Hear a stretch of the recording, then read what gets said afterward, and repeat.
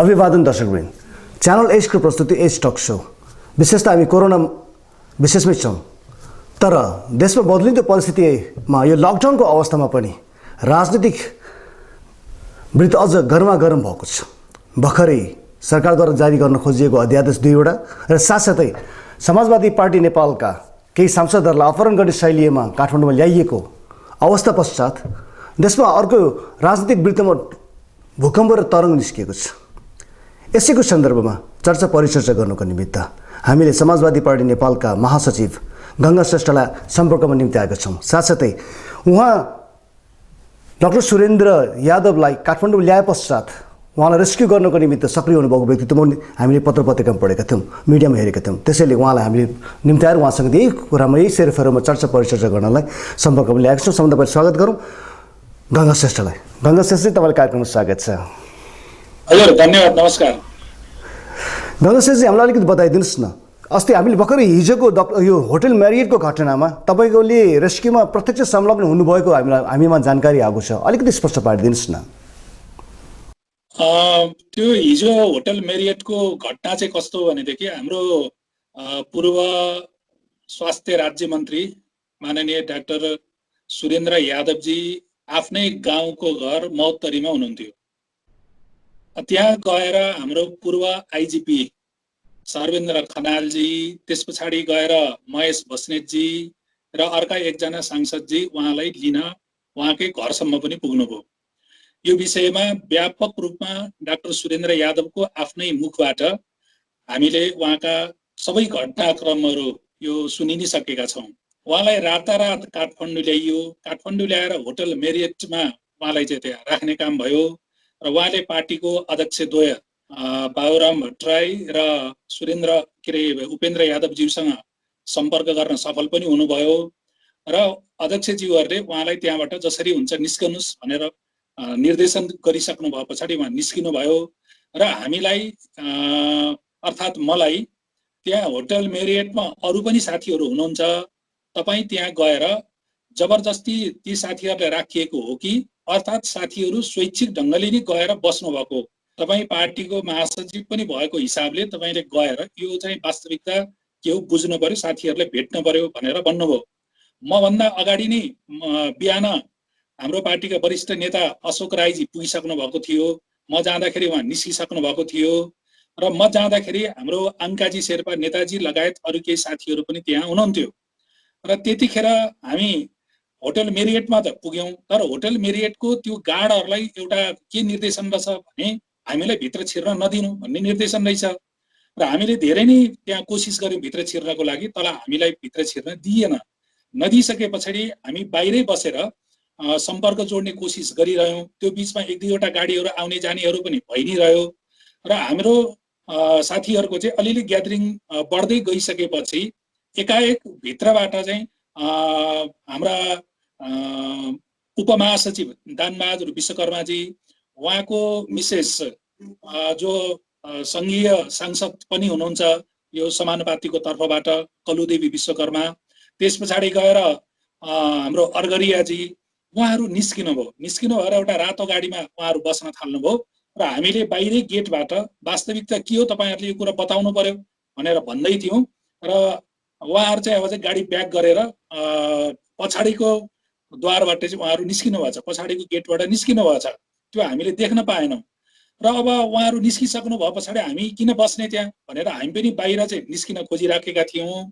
बाहिर निस्किन खोजिराखेको बेलामा अर्थात् घरतिर फर्किन खोजिराखेको बेलामा एकाएक चाहिँ पुलिसका भ्यानहरू साइरन बजाउँदै आए र हामीलाई चाहिँ उहाँहरूले नियन्त्रणमा लिने काम गर्नुभयो, केही अपशब्दहरू बोल्ने काम पनि गर्नुभयो र करिब 10 मिनटको चाहिँ उहाँहरूसँगको डिस्कसनपछि उहाँहरूको कब्जामा रहेर हामीले छलफल गरिसके पछाडि अनि उहाँहरू फेरि माथिबाट के निर्देशन आयो, ल तपाईँहरू जान सक्नुहुन्छ भन्नुभयो र हामी त्यहाँबाट चाहिँ निस्क्यौँ।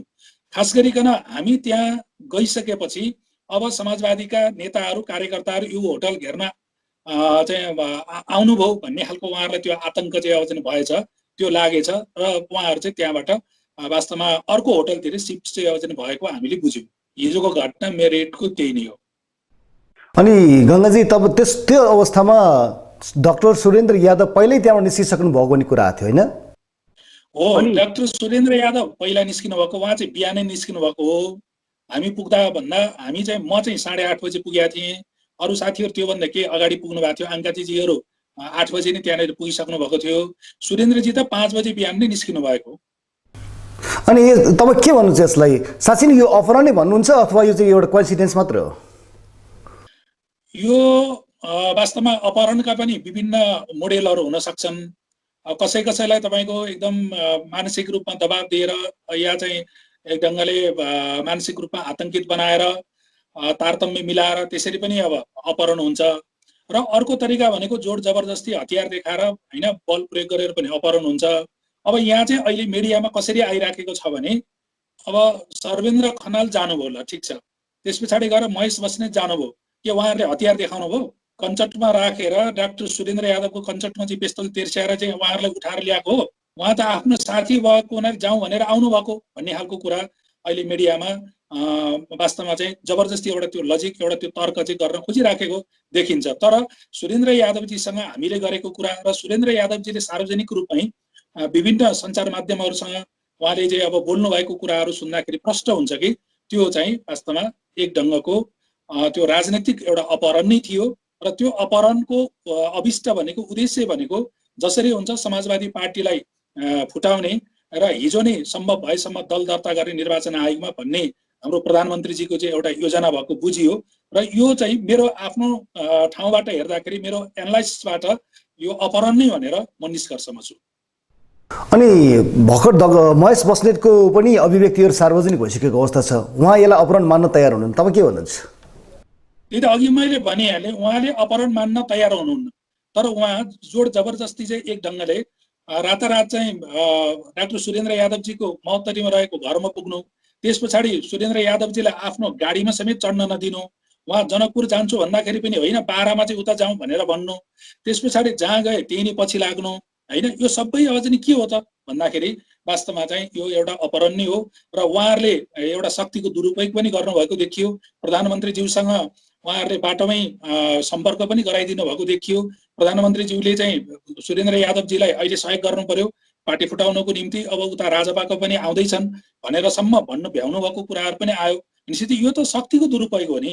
प्रधानमन्त्री भनेको त देशको तपाईँको सबभन्दा कार्यकारी निकायमा रहेको एउटा त्यस्तो संस्था हो।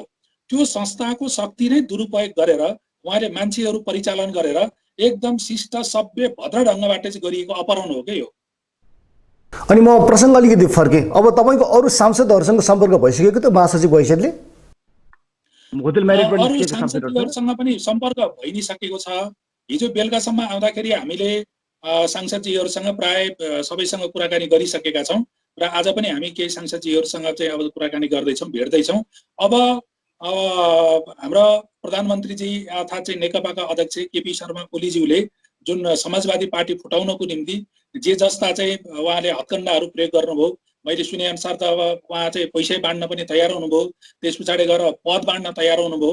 यी सबै पैसा र पदको बाँडफाँडको बिचमा पनि उहाँ चाहिँ आफ्नो योजनामा असफल हुनु भएको छ। अब हाम्रो सांसदजीहरूलाई उहाँले अब पद र पैसा बाँडेर किनेर तपाईँको चाहिँ पार्टी फुटाउने समाजवादी पार्टी भन्ने खालको जुन सपना थियो त्यो छैन। र हामीले महत्त्वपूर्ण कुरा चाहिँ अस्तिको दिन राति नै दुईटा पार्टीको बिचमा एकीकरण गरिसक्यौँ र अहिले यो देशमा समाजवादी पार्टी पनि छैन र यो देशमा अहिले अब राष्ट्रिय जनता पार्टी पनि छैन।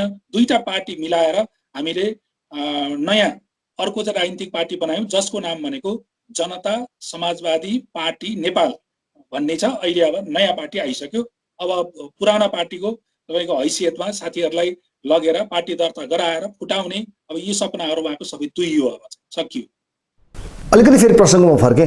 यो सम्पूर्ण हत्खण्डाको पछाडि अथवा हाम्रो यो तपाईँ सांसदहरूको यो अपहरणको शैलीको उहाँहरूको होटल म्यारिटको जमघटको पछाडि मुख्य उद्देश्य के देख्नु भएको छ त? मुख्य उद्देश्य त्यसको मुख्य उद्देश्य भनेको नि पार्टी फुटाउनु हो। तत्कालीन समाजवादी पार्टीलाई फुटाउने सबभन्दा पहिला, त्यस पछाडि दोस्रो स्टेपमा जाँदाखेरि राजपालाई फुटाउने, उहाँ आफ्नै पार्टीभित्र पनि केन्द्रीय समितिमा अल्पमतमा पर्दै जानुभएको भन्ने खालको कुराहरू पनि बाहिर आइराखेको अवस्था छ। त्यस पछाडि पार्टीका जिम्मेवार नेताहरूसँग पनि राम्रोसँग सल्लाह नगरिकन रातारात षड्यन्त्रमूलक ढङ्गबाट अध्यादेश ल्याउने, त्यो अध्यादेश चाहिँ तपाईँको चाहिँ 1 घण्टाभित्र नै राष्ट्रपतिजीका पुर्याएर त्यहाँबाट चाहिँ जारी गर्न लगाउने यस्ता जुन सबै हामीले घटनाक्रमहरू अब चाहिँ देख्यौँ, यो घटनाक्रमको पछाडि उहाँको एउटा एक ढङ्गले के भन्ने त्यसलाई विकृत मानसिकता जस्तै भनेर भन्न सकिएला, या अपराधिक एउटा चाहिँ सोच पनि भनेर भन्न सकिएला। आफ्नै पार्टी 2/3 नजिकमा छ, इतिहासमा सबभन्दा बलियो सरकारको नेतृत्व गरिराख्नु भएको छ केपी शर्मा ओलीज्यूले भने अहिले आफ्नो पार्टीलाई सही ढङ्गबाट उहाँले नेतृत्व दिन छोडेर अरूको पार्टीमा हात हाल्ने, अर्थात् उहाँले एउटा कुरा के बुझ्नु भएन भन्दाखेरि छिमेकीसँग साथ जोडिएको घरमा छिमेकीको घरमा आगो लगाइसकेपछि त त्यो छिमेकीको घरको आगोले त उहाँको घर पनि त डढाउँछ नि। अहिले उहाँले अझ जुन प्रयत्न गर्नुभयो वास्तवमा चाहिँ त्यही नै देखिएको छ। हिजो बेलुका मात्रै पनि हामीले सुन्यौँ भैँसेपाटी स्थित वामदेव गौतमजीको घरमा प्रचण्ड, त्यस पछाडि गएर माधव नेपाल र झलनाथ खनाल लगायतका चाहिँ वरिष्ठ नेताहरू बस्नुभयो र उहाँहरूले चाहिँ अहिलेको यो जुन अध्यादेश छ यो अध्यादेशले तुरुन्तै अब चाहिँ फिर्ता गर्नु पर्यो भन्ने खालको उहाँहरूले निर्णय गर्नुभयो भन्ने पनि सुनियो। र अहिले सबैतिर मोटामोटी रूपमा हेर्दै जाँदाखेरि उहाँको पार्टीभित्र जति असन्तुष्टि, उहाँको पार्टीभित्र जति एउटा अन्तर्विरोध अहिले अरू कुन पार्टीमा छ? अलिकति फेरि मैले प्रसङ्ग जोडेँ। यो सम्पूर्ण यो राजनीतिक पार्टी अथवा समाजवादी पार्टी नेपाल अथवा अहिले जनता समाजवादी पार्टीकै हैसियतले कुरा गर्दाखेरि पनि यो प्रधानमन्त्री केपी ओलीले जारी गर्न खोजेको दल सम्बन्धीको जुन अध्यादेश छ त्यसलाई विरोध गर्नुपर्ने कारण के देख्नु भएको छ तपाईँले? यो विरोध गर्नुपर्ने कारण के हो भनेदेखि यस्तो प्रावधान त पहिला पनि त थियो। संसदीय दल या चाहिँ पार्टीको केन्द्रीय समिति दुईटा मध्येमा एक ठाउँमा 40% पुर्याएको खण्डमा नयाँ दल दर्ता गर्न सकिने भन्ने पहिला पनि थियो र त्यो प्रावधानको विषयमा विभिन्न राजनीतिक पार्टीहरूको बीचमा छलफल भएर एउटा निष्कर्ष के निस्केको हो त भने यसले अस्थिरता ल्यायो। हाम्रो देशको विकास निर्माणमा सबभन्दा ठुलो एउटा बाधक भनेको चाहिँ वास्तवमा राजनीतिक शक्तिहरूको एउटा अस्थिरता, सरकारको अस्थिरता। त्यसले गर्दाखेरि हामीले कानुनी रूपमा नै यो अस्थिरतालाई अन्त्य गर्नको लागि राजनीतिक दलको केन्द्रीय समितिमा पनि 40% पुग्नुपर्ने र यतापट्टि संसदीय दलमा पनि 40% पुग्नुपर्ने, दुई ठाउँमा 40% नपुर्याइकन पार्टी विखण्डनको या चाहिँ नयाँ पार्टी तपाईँको मान्यता नपाउने भन्ने खालको जुन पछि संशोधन गरिएको थियो र अहिले फेरि त्यही पुरानो प्रतिगमनकारी जुन चाहिँ एउटा विधेयक थियो त्यतैतिर फर्केर केपी ओलीले जसरी जुन अध्यादेश चाहिँ रातारात तपाईँको लिएर आउनुभयो र त्यसलाई चाहिँ एकदम दबावको भरमा चाहिँ पास गराउनु भयो भनिसकेपछि अहिले हामीलाई चाहिएको राजनीतिक स्थिरता हो। तर उहाँले चाहिँ त्यो अध्यादेश ल्याएर राजनीतिक रूपमा अस्थिरता या चाहिँ तपाईँको सरकारको अस्थिरता जुन चाहिँ अब ल्याउने खालको काम गर्नुभयो यो एकदमै लोकतन्त्रको विरुद्धमा छ। यसको सार चाहिँ के हो भनेदेखि वास्तवमा लोकतन्त्रको हत्या गर्ने, लोकतन्त्रलाई चाहिँ तपाईँको अन्त्य गर्ने र देशमा चाहिँ एउटा अधिनायकवाद चाहिँ लागू गर्ने षड्यन्त्र चाहिँ भनेर भन्न सकिन्छ यसलाई। अब तपाईँहरूको पार्टी त अब फेरि एक मर्ज भएर अब जनता समाजवादी पार्टी भइसकेको अवस्था छ। अब यो पार्टीको तपाईँहरूको अब भावी कार्यक्रम के हुन सक्छ तुरुन्तै? अनि पहिलो कुरा त अहिले यो देशमा जसरी अधिनायकवादी सोच राख्नेहरू र अग्रगामी सोच राख्नेहरूको बीचमा एउटा ध्रुवीकरण हुनुपर्ने आवश्यकता देखियो। त्यो आवश्यकतालाई परिपूर्ति गर्नको निम्ति हामीले दुईटा पार्टीको बीचमा अहिले एकता गरिसक्यौँ, एउटा नयाँ पार्टी बनाइसक्यौँ र हाम्रो त अपिल के हो भनेदेखि स्वयं नेकपा भित्र पनि त्यहाँनिर अग्रगामी र पश्चगामी शक्तिहरूको बीचको चाहिँ एउटा अन्तर्विरोध त्यही पार्टीको केन्द्रीय समितिभित्र त्यही पार्टीका चाहिँ तपाईँको तल तलको सदस्यहरू बीचमा पनि चाहिँ देखियो। त्यसो भएको हुनाले त्यो पार्टीभित्र पनि पोलराइजेसन जरुरी छ, एउटा ध्रुवीकरण जरुरी छ। अग्रगामी सोच राख्नेहरूले अब केपी ओलीको यस्तो खालको कदमलाई उहाँहरूले चाहिँ समर्थन गर्दै जाने हो भनेदेखि त यो देशमा हिजो जनआन्दोलन गर्नु, हिजो जनयुद्ध गर्नु, हिजो मधेस आन्दोलन गर्नु, त्यस पछाडि गएर चाहिँ अरू जनजाति आन्दोलन गर्नु लगायत सबै जति पनि आन्दोलन भए यी आन्दोलनहरू त बालुवामा चाहिँ तपाईँको पानी हालेको जस्तो मात्रै हुने भयो। त्यसो भएको हुनाले अग्रगामी सोच राख्नेहरूको एउटा अब मोर्चा बन्न जरुरी छ। सम्भव हो भने पार्टी नै तपाईँको एउटा बनाएर जान जरुरी छ। पहिलो काम अब हामी यो पार्टीको तर्फबाट त्यो गर्छौँ, त्यो पहल कदमी अब चाहिँ लिन्छौँ र सँगसँगै हामीले फेरि अब पार्टीको तलदेखि माथिसम्म, माथिदेखि तलसम्म सबै ठाउँमा यो पार्टी एकीकरणको लागि सांगठनिक संरचनागत हिसाबले पनि एकीकरण गर्नु पर्यो, त्यसको सही ढङ्गबाट कार्यविभाजन गर्नु पर्यो।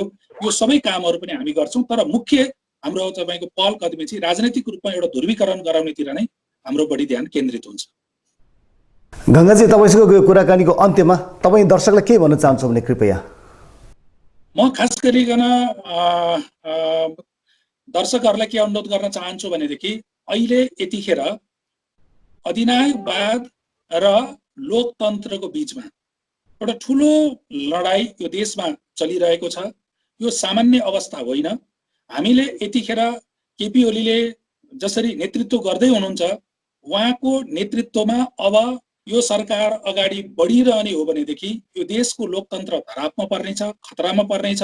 र सबभन्दा अबको पहिलो हाम्रो उद्देश्य भनेको केपी ओलीको सरकारलाई विदा गर्ने र त्यो ठाउँमा लोकतान्त्रिक मूल्य मान्यता सोच राख्ने नेतृत्व सहितको अर्को सरकार निर्माण गर्नेतिर हामीले सोच्नुपर्छ। त्यसमा जनस्तरबाट नै अब हामीले एउटा अभियान चलाउनुपर्छ र त्यसको निम्ति सम्पूर्ण दर्शकहरूलाई, श्रोताहरूलाई के म अनुरोध गर्न चाहन्छु कि हामीले लकडाउनको बेलामा घरैभित्र बसेर पनि आफ्नो मतहरू जाहेर गरौँ, आफ्नो विरोधहरू चाहिँ अब चाहिँ हामीहरूले बुलन्द गरौँ। म यही अनुरोध गर्न चाहन्छु।